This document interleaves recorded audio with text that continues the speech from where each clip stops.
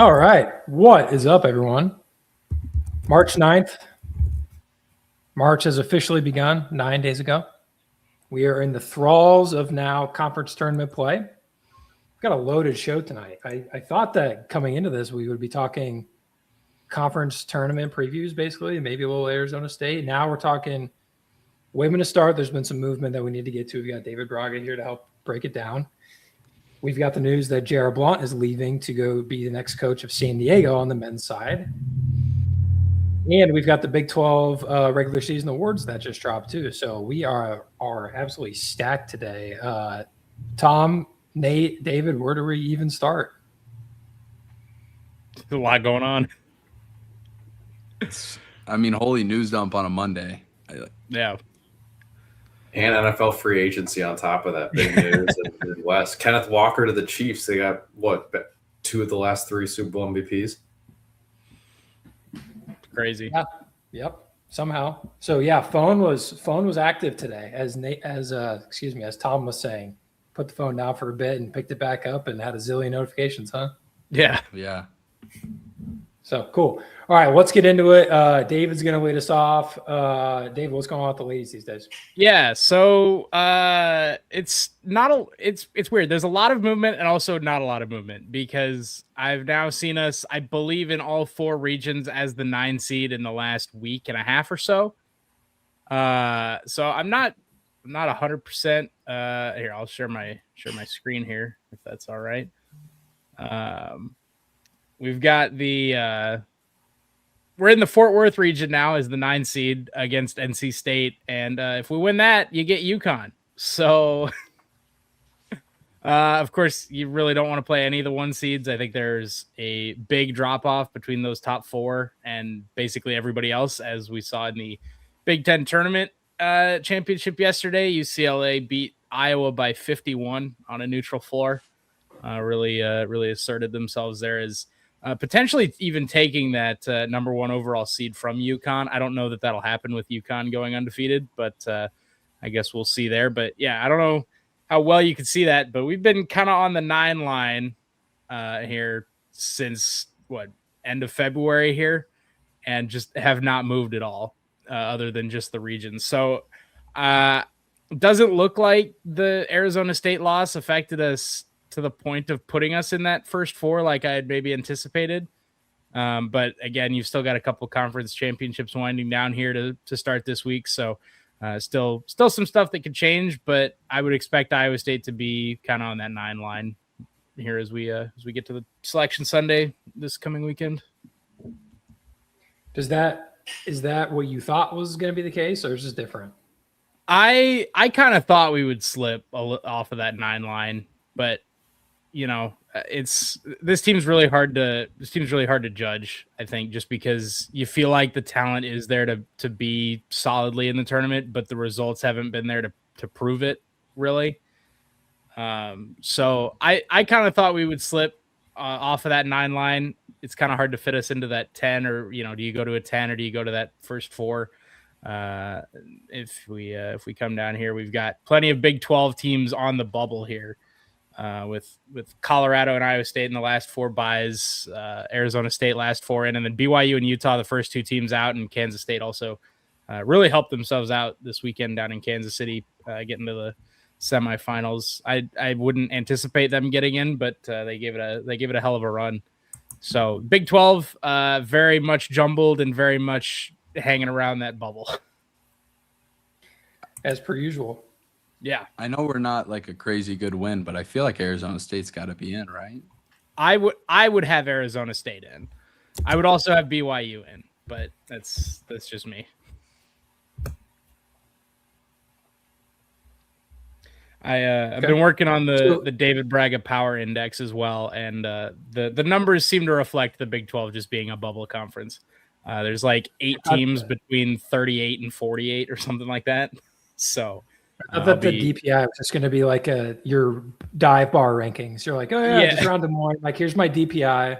No, there's a very complex mathematic equation that goes into it, so it's still being tweaked even on year 3. But yeah, there's a bunch of Big 12 teams just right in that 40 to 50 range, 45 to 45 range, and Iowa State's in that mix. So we'll see. I think you're solidly in, whether that's a last four bye or a last four in. Iowa State's not going to have to worry about making it. You're just going to have to worry about potentially facing that number one overall seed or one of those top four seeds if you do get past that first game. Remind me, when is the selection show for ladies? It's right after the men's on ESPN this Sunday. Okay. And they do that on ESPN, right? Yep, ESPN.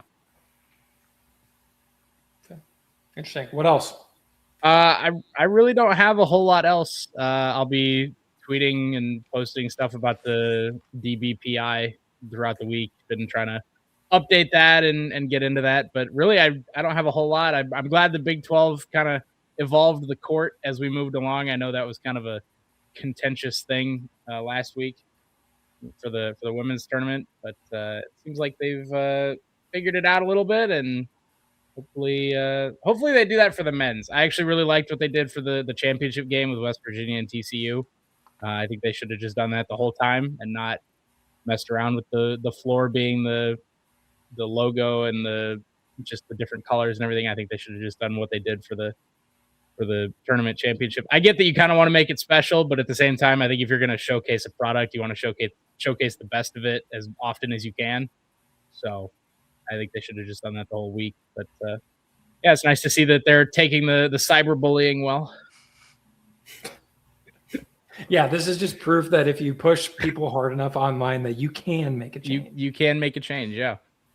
So other than that, I really don't have a whole lot. It'll be interesting to see that court for the men's tournament, see how well it fares. Like I said, I saw a bunch of slipping that I don't think you would have seen on a wood floor, but everybody was playing on it, so it's not really an advantage or disadvantage either way. Just gotta go with it. Stupid can still be stupid. That's true. That is true. Can't wait to see who hacks it first and what we end up getting as a result. That's the next gamble. That's the next prop bet, right? What the screen's going to turn into. Yeah, I've got a buddy who's a coder. Yeah, think about the Kalshi odds on that one. Yeah. Cool. All right, David, we appreciate you joining as always. Looking forward to catching up next week. But yeah. Until then, anything else? I don't have a whole lot. Go Cyclones and wait until Sunday, and we'll see what happens. Cool. All right. Thanks for hopping on. Have a good one, David. guys. Thanks, David. Okay. We've got a lot to talk about. But I think that we should start with Arizona State. Let's just jump right in, guys. What did you think watching it back? Glad we turned around in the second half. I mean, if you could do a 20-25-0 run anytime, right, we would take it. Scary first half, though. I'm glad I missed it live while it happened. But Tom, what did you think of the first half? Watching that game at work was maybe the worst game to ever watch at work because it's just me frustrated. And then when I have to go do something, I'm mad. So that just doesn't help. But the 25-0 run was pretty sick. I let out one, a couple people looked at me, but they just moved on. I was like, good, because like, this is a big deal. You don't understand. Tale of two halves, I think, is the perfect explanation for this one. Yeah, so down 4 at the 17:03 mark of the second half. Iowa State rips off a 24-0 run. We get to 8:28, and it is 65-45. So I'll just start with this. This feels like an excellent encapsulation of how the season has gone as a whole and what everyone's gripes and complaints and cheers have been about for the entire season, which is a somewhat maybe lack of, I don't know, intensity is not the right word because I thought that they played okay in the first half. After that technical that the Hurley brother picked up, which, by the way, the split screen between the two brothers with the technicals and getting ejected at the same time was gold, where they had Bobby on one end and then they showed Danny on the other end, him like basically kissing the ref. He got so close to him. hilarious. So he picks up that technical, and then Arizona State rips off like a 12-2 run to go up 4 at the end of the first half, and everyone's like, here we go again. I mean, like, what do we need to do to stay, focused and on track for the rest of the game? And of course, a 24-0 run will do that. Yeah, I mean, I really do like what you said. Like, this is kind of an encapsulation of our entire season. Like, at some points, we look like we are stuck in the mud, but then when we have it going, we have it going. Like, this team looks really good. And I thought it was really nice that the seniors, especially of this class, got a good send-off in their last game. I thought that was nice. You don't always get that with senior days. It feels like recently we haven't had that in years past, and this year it was different. So, but that's pretty fitting. I mean, I think if anybody deserves a good send-off, it's Taman. So, honestly, I'm just glad you're not. It would have been a bad loss. Like, that's just one of those games where it's like, just win no matter what. And they did, and we're on to Kansas City. The formula is there to make a run in the tournament. Now, it's not an easy one. It's one that's on the board in math class. You're like, how in the world can I solve that? But our big three scored 16 apiece, and each of them hit at least 2 threes. So, like what do you want to do? The spacing was unreal after Taman hit his first one. There were so many open driving lanes. I thought Jefferson could get to any spot he wanted to. Milan kind of opened up a little bit. He finished with 4. But, yeah, Jefferson, Taman, Milan all finished with at least 2 threes and 16 points. There it is. There it is. Taman has been aggressive the past 2 games on offense. Now, 2 games, not a huge sample size. I need to see it a little more. But you're seeing the offense open up a little bit. And then, Sean, I thought you nailed it with the intensity. They were pretty intense in the first half. But the reason the run happened was because of the intensity with denying the ball, denying entry passes. You saw Plata almost at half court, just everywhere, and he got a steal. And then Heisey on one big one the ball was, again, almost at half court, and he was at the free throw line denying the entry pass, and that led to a run out. So it was just intensity all the way throughout. I think you saw that in the second half with the Tech game, the reason that comeback happened. You just got to have it for all 40 minutes, which is tough to do. It's harder to do than say, but the intensity was great in the second half. Yeah, so an interesting point. Iowa State 29 points off of 23 Arizona State turnovers, which is absolutely diabolical. You will not win any games if you turn the ball over more than 20 times, college basketball. I thought that Arizona State's offense actually in the first half was very good. They were patient. Their offense would swing. They would take the trap, they would find a kick out, and then they would move it around the perimeter and find some kind of open three. And they seemed to make them, right? So in the first half, Arizona State 1.17 points per possession, but then in the second half, 0.7. 0.7. And again, for reference, 1 is about average, a little bit. Anything over 1 is good. Anything below 1 is bad. 0.72 is terrible. We turned into the 85 Bears in the second half. Holy crap. That'll work. Yeah. The recipe is there, right? I mean, you're going to turn someone over that much. 29 points off of turnovers is a recipe for success for this team, especially when they've struggled in the half court so much over the last couple of games. So to this, we say, guys, feels like a pretty easy coaching decision. We should just turn them over more. Why don't we just do this more often? I don't know. Have either of you thought about that? 24-0 runs. Let's just put it on the chalkboard every single game, 24-0 run. You guys are just telling me this now. Yeah. What were we doing all the rest of the season? Goodness gracious. One thing I want to point out, not to be a negative Nancy here, we had another Torrey game with some pretty serious alarm bells going off. He had 2 air balls in the first half, and at one point, Arizona State had Job guarding him in the half court on the other end, purposely because he could just camp in the lane. I don't know if you guys noticed that. Do you think he played over or under 17 minutes? I looked, so I can't. I also looked. Yeah, he played 16. Look at us. Look at us on top of stuff, almost like we have a podcast or something. He played 16 minutes. I thought for a moment because I think a lot of it is confidence, and you can see that on the court. There's some other stuff too, but he got that steal off of Odom. He was talking to him, laid it in. And I'm like, this is the old Torre. Like, talk it. Let's go. Like, let's bring it back. His next shot was an air ball 3, and I'm just like, oh, there it goes. We had it for a second. There it goes. Yep. And then, it's telling too that Bateman started to take over those minutes. And also think that it makes sense that when you look at the start of that run, it was Plata and Bateman that were in, not Buchanan or Torre. Bateman was everywhere too. I'm checking right now to see how many official rebounds he had. Not that matters, but so he had 3 rebounds, but he felt like he was everywhere on both sides. It's just not him like shooting the 3. He's doing a lot of stuff well, which is huge to see when he's stepping up and helping with that Torre issue. There's a interesting phenomenon with how your bench evolves throughout the season, especially with a guard that has the talent of Bateman, where he's kind of like, he's a scoring guard. Like, he's in the game for his offense. Like, that's what I think he's in there first and foremost, right? Like, shooting, scoring, offense. Would you guys agree with that? Yeah. Like, more than Torres in for defense. But when you're in practice every day, it's starting 5 versus bench 5, right? But you talk about the chemistry, like, it's probably Bateman and Plata running pick and roll against our starting defense. That's probably what practice looks like a lot of the time if you're going live. The chemistry is only going to get better and better and better as the season keeps going. So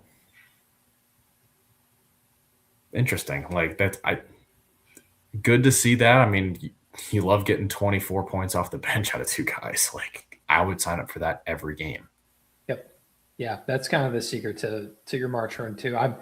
Heisey's been a non-factor as of late, which is not really what you want to be seeing as you head into tournament time. I don't know. Maybe that's just a result of Bateman playing a little bit more and honestly taking away some of his shot opportunities. I don't know if either of you have thought about that. No, that's a really good point. I didn't really think about it that way. I'm more of like, if Heisey isn't going to hit those corner threes or, those back cuts, like, he's got to be able to rebound, because when he's in, it's usually not the 2 spot, it's the 3. So he has to be able to rebound or at least slow down some of the star players we're seeing at the 3 spot in the Big 12. So Charles Barkley talks about, like, you're the bus driver or the bus rider, right? Like, and he says that more of like, you're the star or you're not. I think of that more of like, can you create your own shot or not? And I think someone is more often to create the shot for Heisey than Heisey is to create it for himself. So I think Bateman, it might be more the opposite. I think that's why you're seeing more offense out of Bateman and less out of Heisey. I think they're probably forcing Heisey to, hey, we got to make sure this guy's a cutter. Make sure you're on him. Watch the back cut. Make him beat you off the bounce. Like, I think that's probably what the scouting report is at this point in the season on him. But it is good to see that Bateman can beat somebody off the bounce. Yeah, he had a couple of strong takes too. It's good to see. Yeah, I feel like his progression has been the right one, which is, hey, I'm comfortable shooting 3s off the catch. Hey, I'm comfortable shooting 3s off the bounce. Now I'm comfortable taking it to the hoop any way you can. Right, like his shot's creating the lane for him. Yeah, right. Everything's they're opening up. Right, play. It's the same thing. Run the ball to open up. Play action and passing game. Same idea. All right, let's play our plus minus game here. I'm going to give you 3 guys, and you're going to have to try and guess their plus minuses. Okay, so this is going to be a hard one. So, Torre, Heisey, and Buchanan. You can pick any of them. Pick all of them.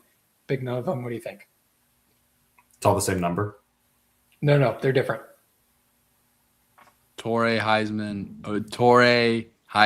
and Buchanan. Is that what you said? Yep. Mm-hmm. Heisey +2, Torre -11, Buchanan +6. Nate? Buchanan -4, Torre -6. Last one was Heisey, right? Heisey +3. Oh, you guys were close. Collectively got 2 of 3. Buchanan -4, tough Blake game. Heisey +2, Torre +5. Tough. I picked those three on purpose. Yeah. Low. Think of it this way. When you're playing in a game that's a 24-0 run, whoever's in the game at that time, your plus minus is going to be skewed, right? And that's just the way it is, regardless of how much you actually. Here's the thing with plus minus. I think it's just one piece of a larger puzzle. If you're looking at the story of the game, you're not using it to say this guy necessarily played really well or played really poorly. I like to think of it more of it as an encapsulation of what happened while you were out there. Like one person doesn't get the blame or the credit for a plus minus. It's part of a larger whole. It can be an indicator, though. It can be an indicator. Yes. But it's not the whole picture. It's not the whole picture. Do you have Plata's plus and minus in front of you? It was good. I think it was 11. Plus 12. If I can. Plus 12? That's my guess. 12. Oh, I was hoping you had it. I just wanted to guess. I would have to see if I can get it real fast here. Plata 26. Plus 26. It's that ball pressure at half court. When he's going to be the nastiest 4 for us next year. It's going to be awesome. Tough day for the Dominic Nelson should play more crew. -3. Oof. Hate to see that. Hilarious. All right. The only other thing that I had really on Arizona State, besides the Hurley stuff, which was very funny, was the fact that Iowa State is now 21-0 when scoring 74 plus points. So there's our magic number. If you're keeping track at home, you hit 74, good chance we win. 4-6 when scoring less. So very, very, very strong indicator. Iowa State undefeated when making 10 plus threes. Another good one. 14-1 when forcing 10 plus steals. That sounds a lot like that Texas Tech stat when we played them. It was like 9. If they make 9 threes, they're undefeated. If they don't, they've lost twice or something like that. Yeah, so actually I wrote that down for a bracket preview. 2-4 when making fewer than 10 threes. We've been doing this a little bit too long this season, the three of us. Yeah. Funny. Dialed. What else? All right. Before we move on to just the miscellaneous stuff we got floating around, what else on Arizona State did you guys have? I didn't really have much other than like just where we are at the end of the year. Yeah. It's a good last game. Good for confidence. I also am taking pride. I think on our preview, I said they were a fun team. They had a fun roster. That's all I said. I think that's true. They have a fun roster. They do. Job is They fun. have a coachless roster. Coachless roster now. Job is going to make a bag in the offseason. Did you see the agent said we want him to stay with the assistant? So if the assistant stays, he's probably staying. Is that crazy? That's the same scenario. Chom at Cincinnati. The reason he is at Cincinnati is because there was an assistant on UCF that was like his off-brand agent, and he left. Well, Cincinnati got Chom, and then he was like, "You have to bring this assistant too." So then they just paid for the assistant. Apparently, that's the thing now.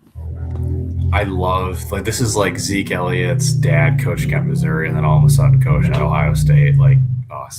This is what college sports were always meant to be. Corruption in your face because fuck you. That's why. What are you going to do about it? Nothing. You're going to sit at home and watch. You're going to. What are we going to do? What are we going to do?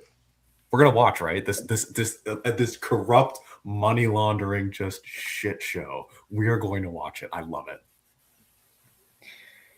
Speaking of, let's run through the Big 12 awards that were unveiled today. I don't know if you guys had a chance to see. Yeah, transitioning quickly. Yeah, so Big 12 announced their awards. Player of the Year was Jaden Bradley at Arizona. Defensive Player of the Year was Floyd Badunga. Lipsy was the Scholar Athlete of the Year. I think he had a 3.7 GPA, so shout out Taman, GPA booster. Freshman of the Year, DeBonsa. Newcomer of the Year, Melvin Council. Sixth man, Toby Awaka. Most improved, Christian Anderson. Coach of the Year, Tommy Lloyd. Tom, start with you. Any reactions to any of the Big 12 awards? Anything they got? What did they miss? Player of the Year. Dabonsa. What are we doing? Like the awards were perfect. First team, way too many players, but that's what it is nowadays. The rest of the awards were great. I thought they nailed all of them. Player of the year, what are we doing? Like Jane Bradley isn't even the most valuable player on his team.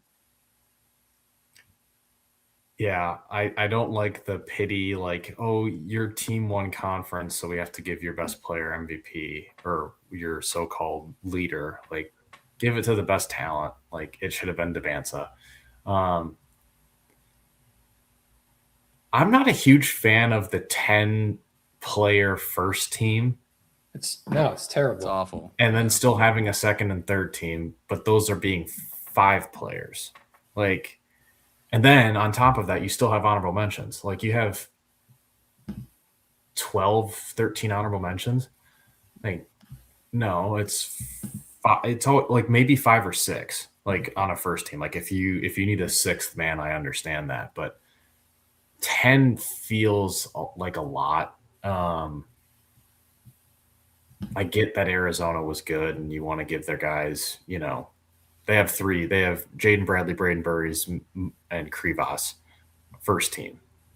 I get it, but you could probably split those 2 up and have one be second team. Like if you know what I mean? Yeah, Burries shouldn't be on first team, and neither should Sharp for Houston. Like, I'm sorry. And if Sharp's going to be on and not Milan, like, what are we doing? What are we doing, guys? But Dunka's not really a first team guy either, to be honest. He's a defensive player of the year, but he's not first team. I thought it was strange. Like looking at it deeply, I'm like, guys, it was pretty easy to have 5, maybe 6 guys. Like it wasn't that difficult. This is only how many teams are in the Big 12 total? Like we don't 16? 16. Okay, so 16 teams. We have 5 all NBA players in the NBA, and there's 30 teams. Like we don't need to do. Like I get this is participation trophy-ish. I'm sorry. Yeah, I think if I were putting together my actual first team, I would have Flemings, Jefferson, Dabansa, Toppin, and you have to, probably Bradley, maybe? I don't know. That's a tough last spot. I take Christian Bradley Anderson? or Krivas. Oh, I would put. I don't know if I would put. I'd put Christian Anderson on second team, I think. Okay. Nate? If I was doing a 5-player first team, it's hard for me to not put Peterson on it, even though he didn't play. But I'm going to be the guy that says I don't care. Flemings. I have 3 freshmen: Dabansa, Flemings, Krivas, Jefferson, Toppin. Yeah, or Jefferson and Peterson. That's my 5. Wait, I'm sorry. Who's your center? Krivas, Jefferson, and then the 3 freshmen. Got it. I like it. Spin zone. Tech's been good without Toppin. Is he really a first team guy? I like it. Second team. Like second it. team. No, I like it. Toppin.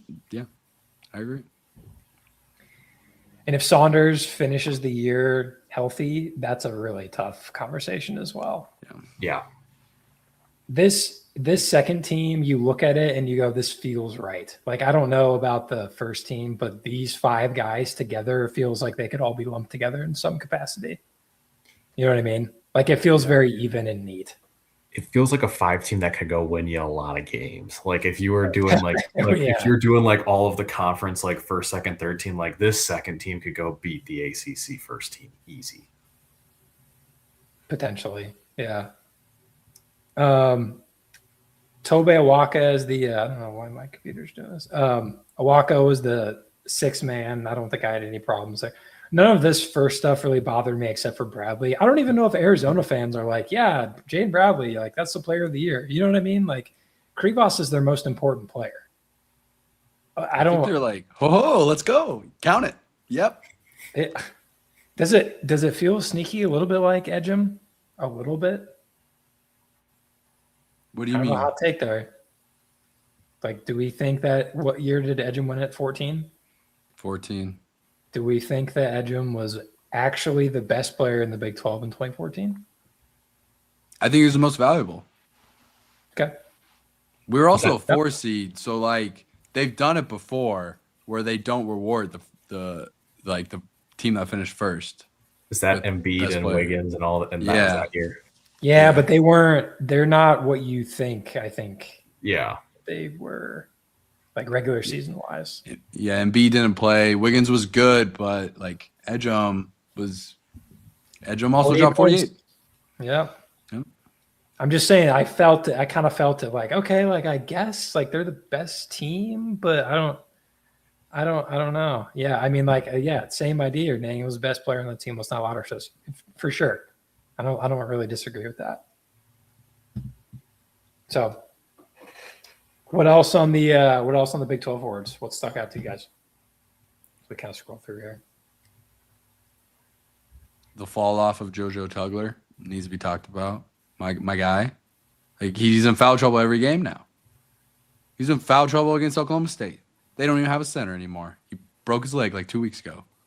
Like I don't understand what happened to him. He's still good, but it's like one of those guys, and I think we'll get to our grades on the regular season for the guys later. I have a guy just like this description, but like he was good last season, great in his role, just didn't get any better. Like I don't really get it. I mean, you lose what, Roberts from last year. I mean, And Francis. I think that matters, right? Like you're now being asked to do a lot of stuff that you could be the third fiddle, and when you're talking about rebounding and playing defense, and now you're trying to cover up for Stanek. I think the rebounding is really the only thing, and he struggled at it because like Stanek has the scoring that Roberts did. Like Stanek can get his own, maybe not at an efficient rate, but he also has a better jump shot than Roberts did. But it's like maybe it's the post depth, maybe that's what I'm looking at because like you had Francis as your backup in grad senior. Maybe that's a little that maybe again. I think I just solved it. He's in foul trouble. Maybe tired. Okay. Nah, I'm not talking anymore. That was dumb. Sometimes you gotta talk stuff out. I apologize, JoJo. Still a big fan. I'm gonna work my way back into the fan club. That's on me. I'm sure he's listening. I'm sure He's got to be. Yeah. All right, Nate. Anything else on this? No, not really. It stinks that Torrey's not on first team all freshman, but just the way he started the year. The way he started the year, he felt like a first team all freshman guy, but then the way that it finished, it's just, yeah. If you would have asked us before conference play started, I think we would be like, what happened? If you asked me the Kansas game at home, I'm probably like, yeah. But the last 2-3 weeks, it's been rough. But it's only just 2-3 weeks. Like in the grand scheme of things, he's just had a bad 2 or 3 weeks, and it just feels like the sky's falling. So it can turn around pretty quick. Hope you're right. All right, Tom, you queued up a little segment for us. What you got? Yeah, player grades, regular season. I brought it up on text chain between us. Just over the regular season, we might do some post-season grades. Who play enough games. Who knows? But we got, regular season grades for all the guys and then the coaching staff as a whole for, offense, defense overall. Where do you guys want to start? You just want to go down player by player? Lead us off. So I'll start with Milan. I just have an A. Simple as that. I thought he had a better offseason. Like he got better in multiple ways, and he does so much for the team with spacing. Also the best team's free throw shooter. I think he deserves an A, and I hope that that's not too like princess treatment of me. Well, I'll give Milan an A+. I'm going to give him the highest grade of anyone on the team. A couple of years ago, I'm not sure if it was before this season or before the last season, but Otts was talking about, I want Milan to shoot 5, 6, 7, 8 threes a game. And we were waiting to see it, and it never really happened. But this year it happened. Finishes the year over 50% from three.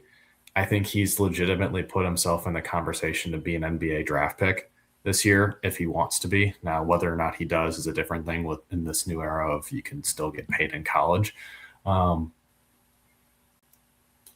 I thought he showed us a lot this year, and like you said, Tom, he's our best free throw shooter. He's probably our go-to scorer if we really need a bucket at the end of the game. We're not going to see another season like that again. So I'm glad we got to see it for us. There's been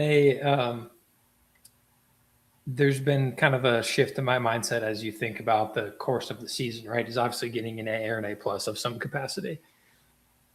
Watching him struggle and watching teams gravitate towards him and do their best to top block and hand check and kind of push him off his line when he's trying to get open, and how teams are game playing around him should be enough to tell you that that's an A or an A+ player, right? Like regardless of his actual performances in those games, obviously you'd like to see him try and get involved in different ways. Part of that's a product of the offense. Part of it's a product of, thinking of Debanza, you're playing against the number one draft pick, and that doesn't really go well for a lot of people. But the fact that, Nate, you're right, we talked about how do you replace some of the scoring from Curtis Jones in particular and his shooting production. And Milan not only did it, but it's one of the best shooting seasons in college basketball history. Easy A+. Glad we're all on the same page there. Next up, I have Joshua Jefferson. I run it back with an A. I thought offseason, it's him and Milan as like the two guys. You can add in Taman as like a scoring option, but Milan Jefferson as a scoring. He worked on it. He got better. Not to mention he got better while in the offseason he had a broken wrist, or he did have a cast. I didn't know if it was broken, but he had a cast for multiple weeks in the offseason. Still got a ton better. He's going to be an All-American, whether it's second or third team. Some of the finishes, the spacing, the shooting, him at the 5 spot with that small ball lineup, that is a winning lineup. We're going to see more, I think, as the season goes. I have an A. Yeah, I'll give him an A as well. I think one that can't not give a first team, as much as I just complained about the first team all Big 12 being 10 guys, he's still first team all Big 12. Somebody use it to my advantage here. He gets an A.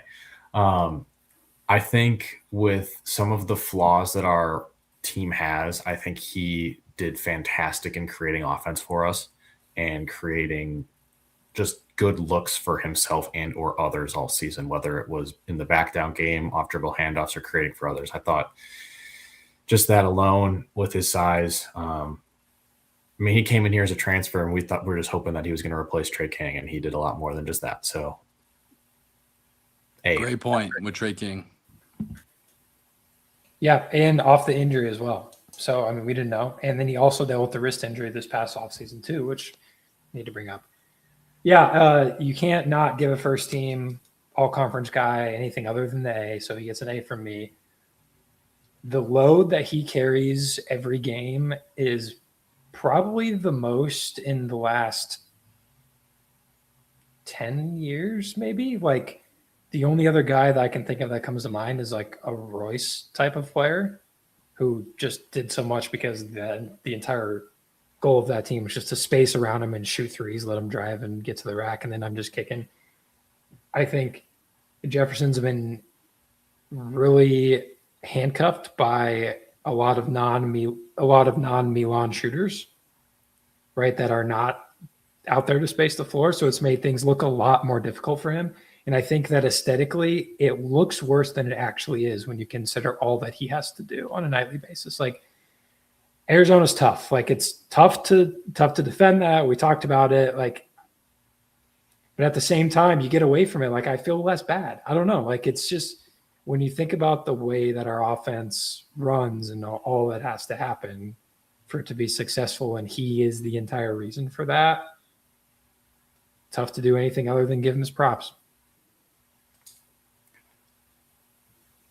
I think the last thing on Jefferson I'd say is, like, if you traded, like, if you could do a college trade, Koa Pete for Josh Jefferson, I don't think we do that as Iowa State. We would be no. Like, and Koa Pete's going to be top 15 pick. This is a great test. Who's the best player that you say no to? Because I think you take Boozer because they're similar.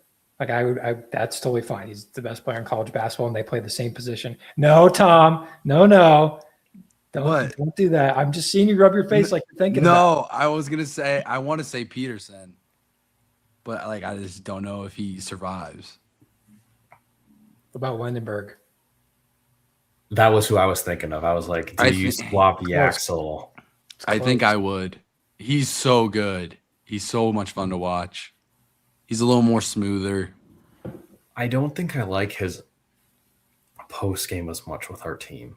Like Yaxel thrives because he's got other massive humans around Yeah. him. We don't have that as much. Like I think if Yaxel had to play the true 4 and defend the true 4 versus having to defend a 3 would be a little different. I don't know if I do that. Toppin is an interesting one because he's more post-centric, for the record, because their game styles are a little bit different. But if you can kind of put that aside for a second, I also think it's close. I might do that one. You're not. A tame and top and pick and roll. Might if I get a is- draft pick. We go back to Arizona. Player to be named later. Give me Cashman. Krivas, Bryce James, and a first. Bryce James, no deal. We get the LeBron money though. Something tells me he's not giving to Arizona. That's just if I had to guess. Yeah. Good thought process, though. I love that. Obviously, you say yes to the Mensa. That's an easy one. Boozer, I think, is an easy yes. There's a very Flemings? small list. Flemings? I don't think so. No, I they're don't know. He needs the ball, and like if you have Taman on your team, like is Taman just gonna be in the corner the entire game, spacing the floor? Jefferson for Flemings and Sinak. I might do that deal. I'm I a would big do Sinak that. guy. Yeah. I would do that in a heartbeat. Weed him in the natty. All right, let's go to the next guy. Next guy, Taman. Might get a little spicy from me. I had a B, changed it to a B minus. Didn't really get better. I know he's been injured, but guess what? He's been injured like his entire life. It didn't get better. Somehow not consistent at free throws as a senior point guard who's been at the same school for all 4 years, using the same rims for half as many games. Still not consistent there. Shooting wise, like it's gotten better the last 2 games. I'll admit that, but I have a B minus right now. I've been a little disappointed. I thought that was going to be my hot take, and I'm with you. So I was just going to give him a B. I wanted to go B minus just straight up. So maybe I go C plus. But to those same points, we saw the 3-point jump freshman to sophomore year, and it's steadily gone down since. That's not thrilling to watch statistically. I think that's probably a big reason why the guard plays felt like a struggle this year with no Curtis Jones and no Gilbert. The downhill creation is not there that we've had from our offense, and I don't think that's just Taman related, but when you're the point guard, you kind of are the one that everyone else is looking at. So injuries are one thing, but to your point, if you're always injured, the best ability is availability. So there's something to say for that. Interesting. Yeah, this one is difficult for me because, I mean, if you just look at his year over year, obviously his 3-point goes up and then it goes down, his shooting as a whole, but he's also asked to shoot a little bit more. His sophomore year was when he was really the defensive dog, even potentially more so, led the conference in steals. And the problem is, how do you grade the intangible stuff? Like that's where I'm getting caught on, because he's obviously a very important part of the team. But how do you grade out the Taman plays, quote unquote? You know what I mean? Because that stuff is very important, that he plays his role better than potentially anyone else does. Like he doesn't step outside of his role, I don't think. I think both of you are a little bit more like, it feels more like a grade on his development more than him as an actual player, is what I would say. And they can both be true. But go ahead. I think my grade comes from if you want to win in March, everyone talks about having good senior guard play, right? And I don't think we've got guard play right now that can get us to a national championship in the way that other teams have. And coupled with that, it's just kind of like, you're wishing for more. That's what I feel like. Him or Jeremy Fears? I don't think either team. I don't think either team makes it past the Sweet 16. I take Taman. I think a It's little close, less right? kicking. All about to say B- for me. Next up, I have Blake Buchanan. I also had him at a B before, and then I'm like, he can't be higher than Taman as much as I've thought he's been good. So I'm going to go B- for Blake. Really, B-, almost B, is because coming in, I thought he was going to go to Idaho or Idaho State. Like I said before in the preseason, a lot of Virginia fans thought he was going back to his home state. But no, he comes to the Big 12. He comes to Iowa State to be their starting center. And I thought he's been good enough with how physical this league is to be our starting five. He's still an excellent passer. He's become very good at the putback dunks, alley-oops, tip outs. He's a lot more active. And I think we really saw that with the back-to-back games against Kansas and Houston. He had 9 and 5, 7 and 5 in the first half against Florida and Kansas. And then he had a couple big plays against Houston as well. Like, that's all we need from him. Like, we're not asking you to do too much. Like, play your role. And he does that very well. And there's a couple mistakes here and there, but a lot of them, like, again, is like with some of the bad guard play. Like, you're putting your center in a tough spot to make an insane play, and sometimes you can't do it. I'm not going to put that against Blake. So I'm going B-. I'll go B, just from the frame of I think he's a big upgrade from what we've had in past years of centers, and I think he should only get better. Refreshing to have someone that's consistently above the rim, or at least can play above the rim more often than we've had in past years. But yeah, we've had similar to like we've had with Jefferson and with Buchanan included. They are a little bit hindered by the gravity that our guards don't attract. So I'll say B, but he's got potential for next year to make a big step if he gets back to the basket game. I'm going B as well. I think when you consider what he's being asked to do, he exceeds it slightly, which in my mind is a B. So his role and his goal on offense, obviously, besides rebound and screen, he initiates a lot of offense, which I think you ask, especially in this system, a lot of your centers to do. And I know that he gets a bad rap, but he has done it to, I think, basically the best of his abilities over the course of the year, especially like you said, and Tom coming from Virginia. I think he's played well to the level of competition. I think what we want to see more is more Taman plays from Blake, so to speak. That's where I wouldn't be able to grade him out above, a B, just because he does have a tendency to disappear if the matchup doesn't look so good. So next year, I think consistency will be the name of the game for him, but I'm going B. We're all on the same page so far. Next No up, one is surprised. Bateman. Maybe a little positive vibes after my Taman takes, but I got Bateman at an A-. He scored in double figures 5 of his last 7 games, and in those 7 games, he's only had 3 turnovers. That's very impressive for me as a freshman, whether it's coming off the bench like you have. He's got confidence. We've seen that with his shot and his playmaking. Coming off the bench, he still has that confidence. He stepped into a bigger role of late, and he hasn't disappointed. 5 of the 7 games, he's in double figures. He helps so much with the spacing, especially with Milan not being able to get the ball as much with the defenses on him. I thought he's been great. Rebounding and defensive plays as well. As much as I hate him throwing his hips at offensive players, yet it doesn't get called because he's not using hands. I don't care. He's good everywhere, it seems, basically as a freshman. So I have him as an A-, and I am so excited for the offseason jump. Yeah, nice to get a preseason one right with him. I have him just because I think Torre and him are intertwined in my gradings. I have him at like an 89. So like a B+, A-, just below. Still coming off the bench. He started the year pretty slow compared to Torre, but the offensive game is there, and you can see that this is just he's scratching the surface. The game has slowed down over the last, call it, month and a half, 2 months.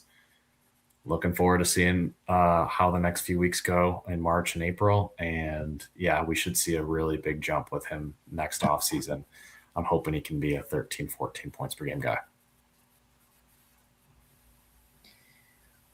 I've got him at a B plus. The one thing I will say and call out that I thought was interesting is when you look at his splits by month, this is the most encouraging stat is his minutes played. So November 13.3, December 14.9, January 12.8, February 16.8, March 24.3. Obviously, there's only been 2 games in March.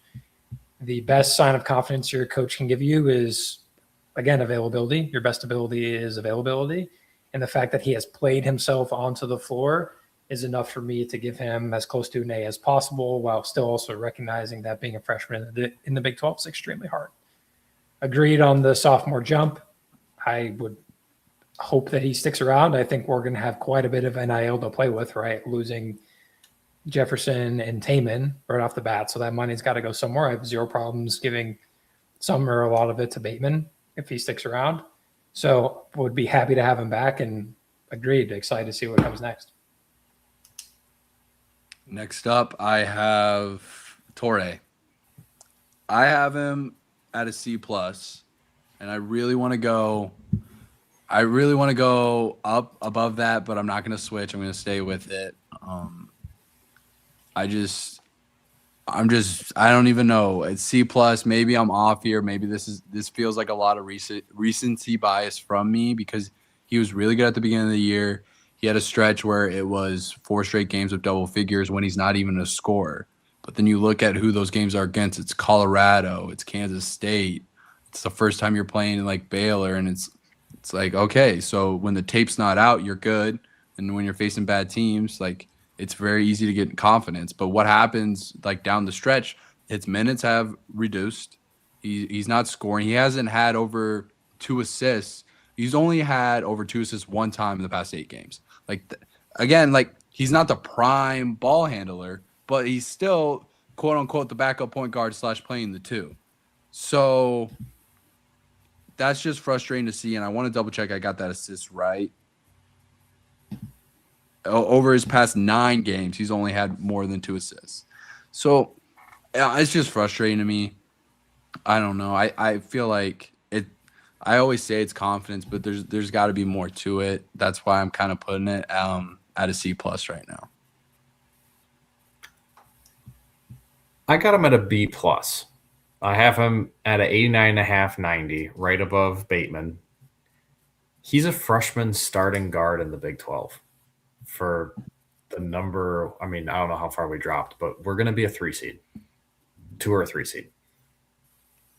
Like coming in, we knew nothing about him. The first month and a half, 2-3 months of the season, we were calling him the best freshman that's ever stepped in an Iowa State uniform. And yeah, then the shooting became an issue, and then the assists came down. I'll counter your point on the assists just because he does not have the ball in his hands as much as Lipsy or Jefferson or Milan does. Right now, as a freshman, he's kind of told to sit in the corner, and with this roster, it kind of makes sense. Do I think the offense is an issue right now? Yeah. I mean, we can't have 2 points, 0 points, 4 points out of our starting 2 guard. Do I think he'll develop? Certainly. Torre is a much higher floor right now than Lipsy was as a freshman. So that's where I feel. I knew nothing about him really coming in here. I'm going to give him a B plus. That's strong. This is an interesting one too, because we saw the trajectory of what he could be sort of at the beginning of the year. But Nate, I want to address what you're saying about the assist stuff. Agreed, right? Like, I don't know how much of it is his job to initiate the offense. He's more so meant to be he's not a floor general. He's not necessarily a spacer. So then my question is, what is his role? Right? Shouldn't he be slashing? I would think that his rebounding numbers would potentially increase if people are leaving him alone so much. But then part of me is arguing with myself and saying, well, someone needs to go back and be the safety valve for defense. So it's kind of hard. I don't know. I struggle with that a little bit. I'm playing mind games here. I think B- is probably right. That feels like the sweet spot. And part of it's a credit to him. We saw what he could be. We saw his consistency at the beginning part of the year against worse teams. And unfortunately, you do have to say his game has gotten worse as the competition has gone up and Bateman's has gotten better.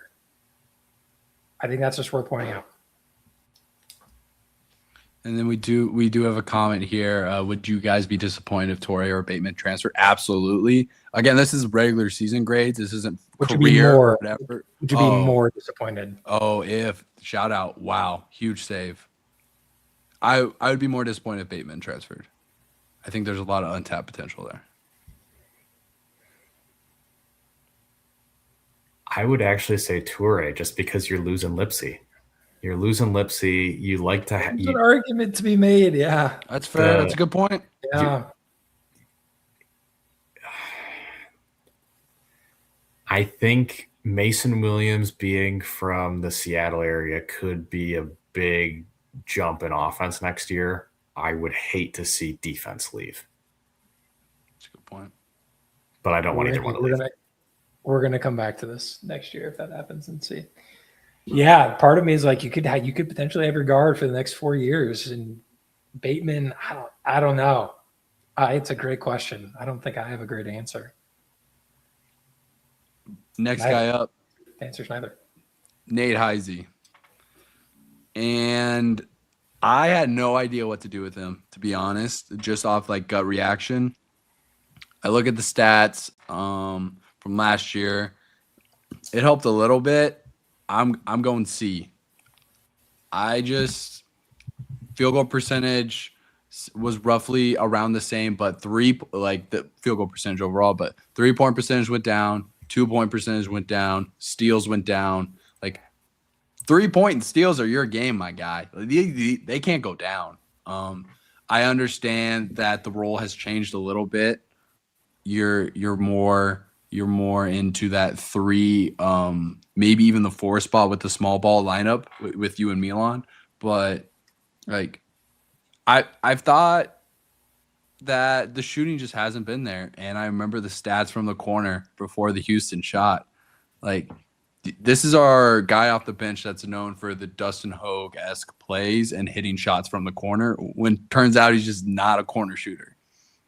So I have a C for him.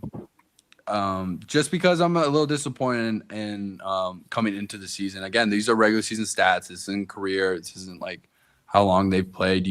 This is just how this regular season has gone from game 1 to now. And I think he's played coming into it as a C player. He still can't dribble the ball consistently. I don't feel comfortable when he's dribbling the ball, whether it's the right or the left hand. But that's just me.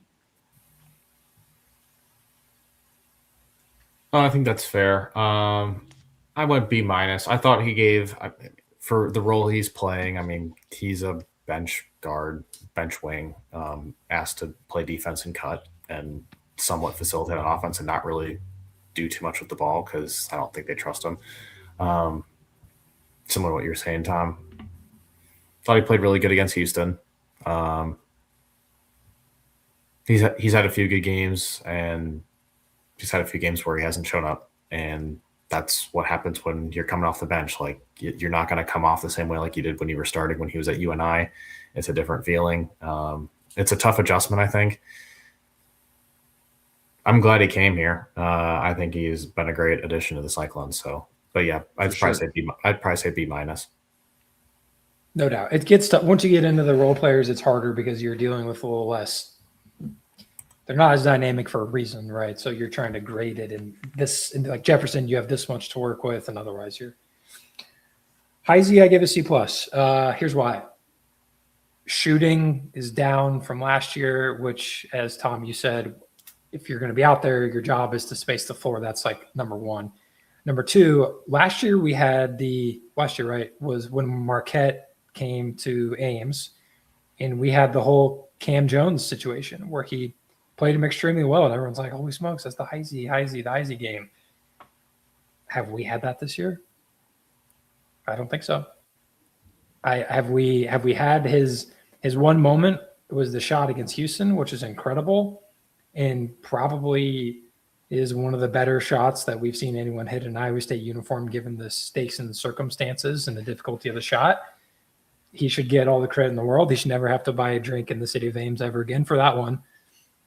But I think he's played worse than last year. I'm not quite sure why. Just the numbers have dipped, and it shows. For the Tom's lighting discourse, I think it's worse than a B minus. I maybe C minus, maybe C minus. We got a comment there from Tom again, other Tom, that my lighting was a B minus. I'd say it's worse, guys. Probably C minus. It's just me. Next guy up, Plata, B plus. Not too in depth about this.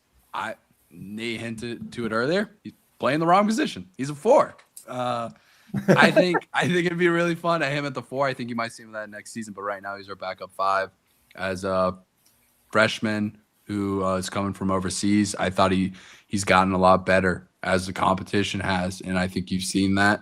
He struggled a little bit, and the things he struggled with was finishing 3-point plays, handling the ball and not bringing it down low. He used to bring it down low all the time, and instead of trying to grab the rebounds, now he's just tipping them out. And we saw 2 and 1s against Arizona State. I remember 1 against Kansas, and he's tipping out the ball a lot more on offensive rebounds instead of trying to grab it, and he doesn't bring it as low as much. So all I can ask from a backup center who's a freshman. So B+. I'm going to give him an 86. Same reasons. He's playing the 4. If you guys go on YouTube and look up Plata highlights from his time in Germany, he's shooting 3s. He's playing the wing. Like, it's there. It'll come to. To your point, though, about finishing and 1s, has anybody on our team finished and 1s this year? Good point. With how low we shoot free throws.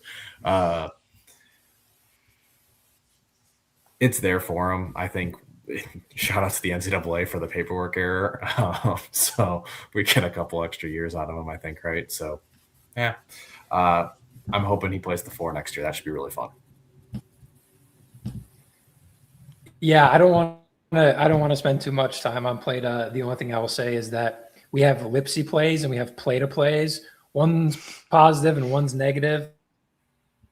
If Plata cut down on the stupid fouls and turnovers, like even once a game, he'd be an A in my mind because it's does. But without doubt, every game he gets in, he is good for 1 illegal screen and 1 terrible turnover because he brings the ball down too low. And that you can write like clockwork. But until he fixes those, for me, it's a what did I say? The B. Next up, Eric Mulder, A+. Obviously, elite shooter, hasn't missed a 3 all year. So the wingspan. Right, what we need to get moving because we still have more things to do. Oh, yeah, Sean's Wi-Fi is kicking his butt. Oh, he's back.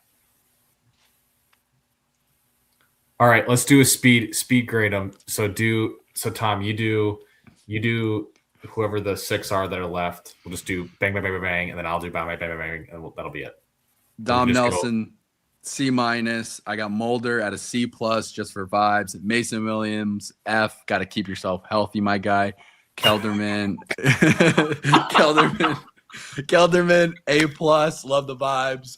Rise, B+. I don't. That's a B+. Yeah. And then Mitchell, B-, C+. Go have fun at San Diego next year. Probably will. That's no offense. I think it'll be great. I just think it'll probably be good call. He probably will go to San Diego. Yeah, Mitchell, no grade. Rise, A+. Scored a bucket as a walk-on, and he played in my high school conference. Mason Williams, future A. I'm investing early. Eric Mulder.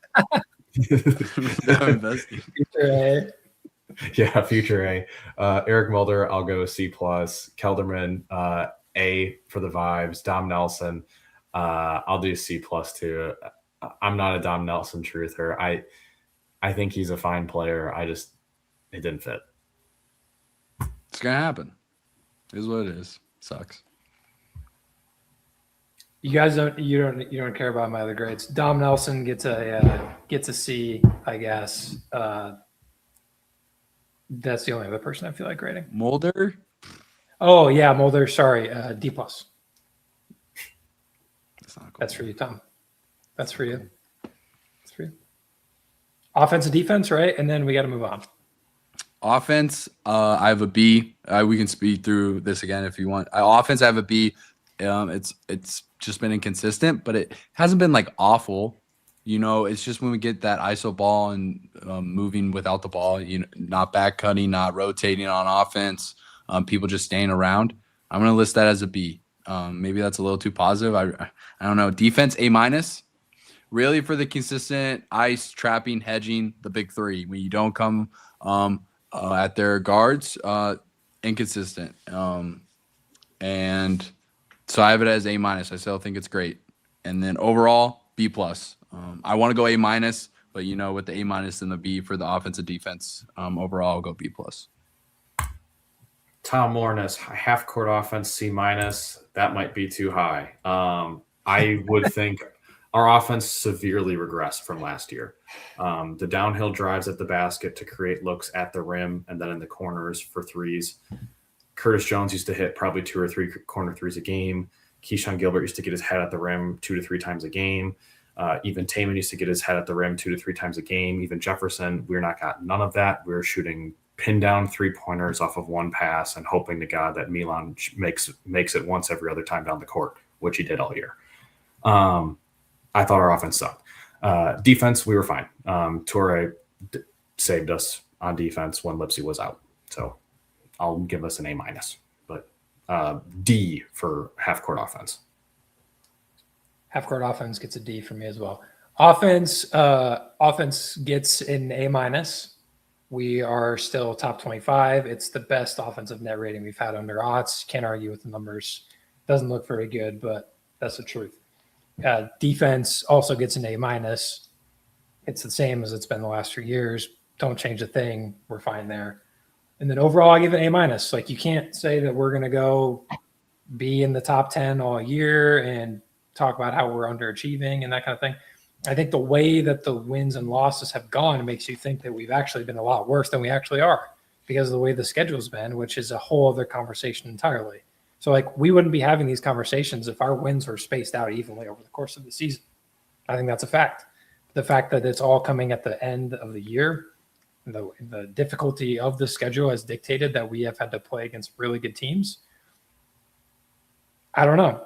Like, space them out, and we're talking about how this is one of the best teams in Iowa State history, but because it's all happening at the same time, we're not. It's a fair point. Yeah. Sequence of diminishing returns, right? Whatever it is. Sure. Okay. Well, that was good. That was good. I'm a little bit surprised that we agreed as much as we did, but also I'm not. Like, there's nothing on here that really stuck out. I was trying to track it as we were going. We're not Stephen A. Smiths of this world to throw some hot takes out there. Ooh, here we go. Tom's mustache grade. Here we go. Tom's mustache has been meh lately. Showed very little improvement. A minus. Don't get me started on the other twos. D. Sanchez. Dirty Sanchez. That's fair, though. I work on it in the offseason. I'll get better.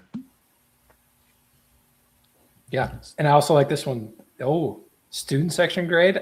I didn't go to enough games. So, Tom. I've been to only one, and with the Great. discourse and seeing the videos, B. It's been fine. They had some really good chance at Hurley last game. They were great for Houston. When I was there, they were good for Kansas. Fine, B. People like to complain a lot. B. A. I didn't see a lot of discourse about them being bad on Twitter, which means it's like a punter. If you don't hear about them, they're good. I agree with that. A minus for me. What else could we grade? Otts polo sizes. A plus. A plus, room for shrinking. You think it's not tight enough? I think I want to be able to see more of what's on under the shirt. Pause. TJ hairstyle. Great. Would we want to change up? How are we feeling? It looks very 1950s of him, the way it's a very severe like side part that's just way combed over. Mm-hmm. You know what I mean? I think we could probably use some work. I feel like he's trying to cover up something up top. You know what I mean? That Good point. I go B+, but there's potential to be an A. And that A with the polo size would go crazy. Yeah, he's got some Popeye the Sailor like barber going on. Like he would take off his sailor hat, it feels like almost. Nate Schmidt haircut F-. He doesn't have any hair. You could say that about like half of our staff. Yeah, that's true. Yeah, that's true. All right. We haven't even gotten to the Big 12 tournament preview or J.R. Blount. So let's just, Nate, what do you think about Blount headed to San Diego? I think it's good for him. That's going to be a really good destination for him to recruit to. They just built a $35 million practice facility, I guess, and he beat out a couple of pretty big names for the spot. From what I was reading, let's see if I still have. Because Steve Lavin got canned, and Sean, who did he beat? So I have it right here. Where'd it go? I might have just lost it. I'm going to continue to talk though. He beat out David Fizdale, the former Grizzlies head coach. That's who it was. Which is pretty good because a lot of colleges are going for the NBA styles right now with the head coach and the coaching staff. Take that for data. Rick Croy, who is the head coach at Cal Baptist right now, which was kind of the crazy one because Cal Baptist is really good right now. 24 wins, top 2 in their conference. From the area, doing good at Cal Baptist. Instead, they go for our guy JR, who was what I believe to be the youngest guy in contention at 38 years old. Like, that's a lot of props to him. They're going to him. The other guy's Tony Bland, which I believe was an assistant at Kansas at one point. And then Carline Hartman, who was an assistant at Florida or is right now. I might be getting those last two mixed up, but there was a used to be Kansas assistant and current Florida assistant in the mix as well. So shout out JR. Is he going to San Diego right away, or is he going to finish the season with us? From what I saw, somebody reported, I think it was Hines, that he will be with us through the tournament. Feels like very good vibes. That's good news. That Nate, feels like awkward vibes to me. Like last run with the boys. Come on. Do it for coach. We're going to do it for coach. Yeah, but like, this could be a DeAndre Jordan type situation where we just lock him in names. They can't have him. I was going to say start of the championship DVD. When Coach said he was leaving, that really lit a fire under us. When Coach said he's going to San Diego for facilities that were worth over $30 million, like, we had to win it for him. Yep, fourth place. Fourth place. So Nate, explain for the people what he was responsible for, or I guess to the best of your knowledge, like we kind of gloss over it a little bit, but like who was responsible for what?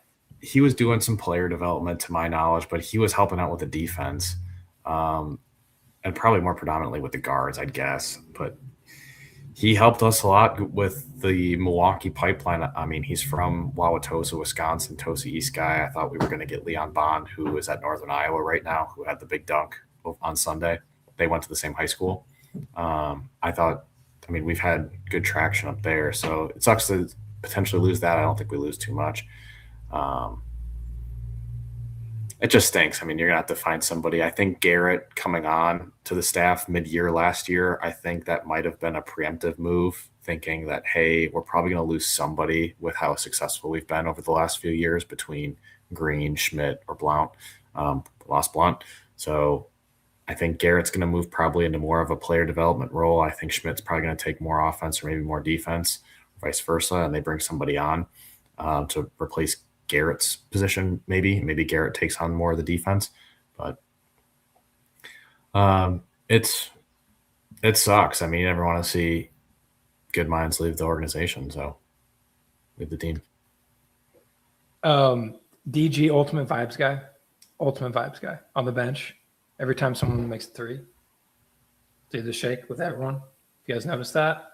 So I'm pretty sure half of the reason that he's on the team is so that he could play in the manager games and be like the sneaky NBA guy and just light him up. Not actually, because we love DG, but I'm just laughing You ever see those pictures? It's like the managers won 94 yeah. to 50, and you're like, what? These guys won? And then you're like, oh, Deontay was playing. Like, that makes sense. It's all these guys with their arms around one another. They're all like 5'10", 5'11", and then there's Garrett, like 6'4", and then like The manager games are epic. They're epic.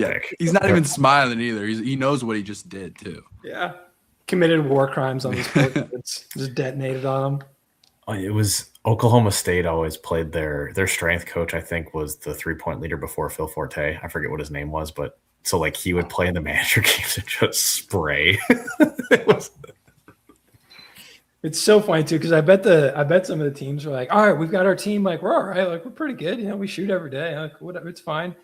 And then you're like, did that guy play in the NBA? And you're like, you gotta be kidding me. Oh yeah, Cade Cunningham's brother was on the team one year with him. Yeah, it's silly. SMU legend, I believe. Cunningham, I think so, yeah. Cade's brother, yeah. So really funny. But yeah, I mean, I think Blount leaving is the zag here. That's a good thing. The fact that Otts is building a tree is the only thing that really matters in the long run, right? Like short term sucks to lose someone. I would argue where we are right now, it's not the worst thing in the world because he is going to finish out the year. You've got conference tournament and the NCAA tournament left, and then all of off season to kind of come up with a replacement. Like I don't mind that at all, and happy for him. The fact that Otts can now say to younger coaches, like, hey, do you want to be a head coach someday? Come here. I'll help you get to where you want to be. I think that matters a lot. Because we got three. We got three with Robinson at North Texas, JR now at San Diego, and then does it count Henderson at Drake, right, at SDSU? I don't know if Robinson counts. Robinson was a holdover from the Oh, no. I like Robinson. Him and Inaruna at Cleveland State, man. Take me back to the days. Sure. Sure. Go sure. back. Okay. How about 5 minutes on the Big 12 tournament? We've got the winner of Baylor and Arizona State on Wednesday morning at 11:30. And then if we win, we play against Texas Tech again at 11:30 on Thursday. So mark your work calendars accordingly. Tom, sorry, pal. Tough timing. Do I freeze out Thursday's game? It's tough because there's games the entire day, and I want to watch those too. And I want I'm going to get back at 4 or 5. And there's I can't watch the game. It's impossible.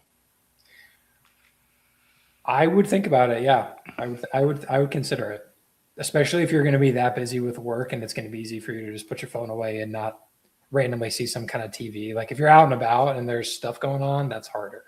Last 2 Iowa State games I've done a freeze out for. Mississippi State this year we won. Texas Tech last year in OT and we won. 1-0 career with Texas Tech games. I don't know. It's worth considering. You could be like me when I think I sent you guys a video from Mexico last year after we lost to BYU. Like I could barely watch it. That didn't go very well. So I wouldn't do that. Don't go to Mexico. That's losing vibes for the boys. Yeah. Especially don't go to Mexico right now. That's a whole other set of problems. But great point. Great point. Just saying, we can learn a thing or two on this podcast. Like we're tight with national international affairs. Like you want to talk about the Middle East? We could do that too, but we won't. But we could. Yes, we could. We could. That's a threat. We could. So we get the winner of Oklahoma State Baylor, right? You gotta really right? Tom. Right? Oklahoma State Baylor, we get the winner. Is it Arizona State. Arizona State Baylor. Yeah. I'm cheering for Arizona State. They just fired their coach. If anyone's not, then what are you doing? They're significantly less talented than Baylor. So. Yeah, Arizona State would probably be closer to quitting on the season than Baylor would. Yeah, is Baylor close enough to make can they win 4 and get close? Or I guess 4 would be winning, I think. But so they're 16 and 15 right now. Probably not because they No, they lost at Kansas State. Remember that? They Dead. Yeah. Even if they got to 19 wins, still no. The bubble is historically terrible. The bubble is, but I don't think it does. It's not Okay. gonna work. Yeah.